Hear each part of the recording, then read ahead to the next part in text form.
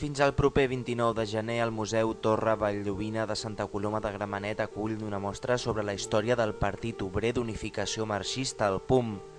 L'exposició, que ja ha estat exhibida a Barcelona i a Lleida, ha estat inaugurada per l'alcaldessa de la ciutat, Núria Parlon, i per la regidora de Cultura, Petra Jiménez. La mostra recorre aspectes com els orígens del partit, el paper que aquest va tenir en la Guerra Civil o la persecució a què fou sotmès, que el va dur a la clandestinitat durant el franquisme. Una evolució històrica que es pot seguir a través d'un ric material fotogràfic i documental.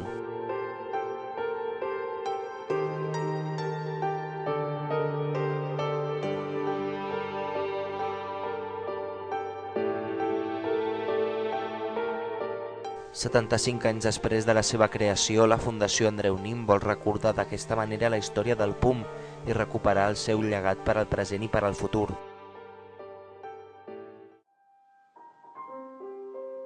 L'agenda cultural de Santa Coloma també està present al Centre d'Art Contemporani de Can Cisteró, on se celebra la 5a edició de la Bienal Art Mix. Sota el títol Homo et Natura es vol fer de l'art un espai de cultura, reflexió i comunicació.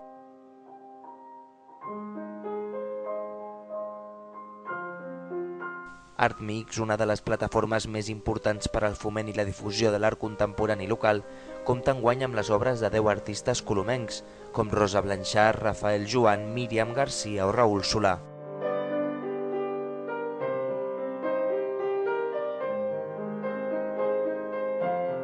Per a qui vulgui veure de prop la relació que l'art dibuixa entre l'ésser humà i la natura, l'exposició estarà oberta al públic fins al dia 5 de febrer.